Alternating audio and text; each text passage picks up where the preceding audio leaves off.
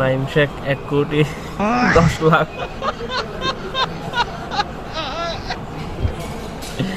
এখন মালিক হয়ে গেছে বিসিবি।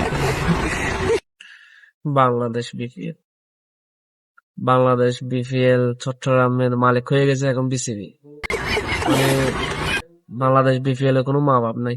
মানে এখন বর্তমানে বাংলাদেশ ক্রিকেট বোর্ডের সাথে রাজনীতি এমন ভাবে জড়িয়ে গেছে, সেখানে আসলে আর কিছু বলারও নাই। মানে ম্যানেজমেন্ট দেখেন, চট্টগ্রামের মালিক এখন হচ্ছে বিসিবি। আজকে নিউজে দেখলাম চট্টগ্রামের ম্যানেজমেন্ট আজকে মানে এতটা বাজে, যার কারণে মানে আজকে চট্টগ্রামের মালিক হয়ে গেছে বিসিবি।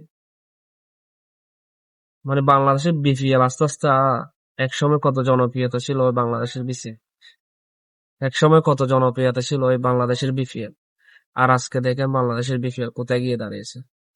এই রাজনীতি খেলার সাথে মিশানোর কারণে আজকে আমাদের যেটা জনপ্রিয় খেলা ছিল ক্রিকেট, আজকে সেটা পরিণতি হচ্ছে কি বিপিএল কালকে থেকে শুরু। এখন বিপিএল এ কি হয় সেটা আল্লাহ পাক জানে। বিপিএল এর মা বাবা আছে কিনা সেটাও জানি না। মানে এখন বরিশাল টিম নাই, তামিম নাই, সাকিব নাই, যে তো আরো মরা। মাশরাফি বিন মুর্তজা নাই, মাহমুদুল্লাহ আর মুশফিককে কোনো মতে টেনে টুনে নিয়েছে। মানে কোনো মতে টেনে টুনে নিছে। মানে বেশি কিছু বলার না।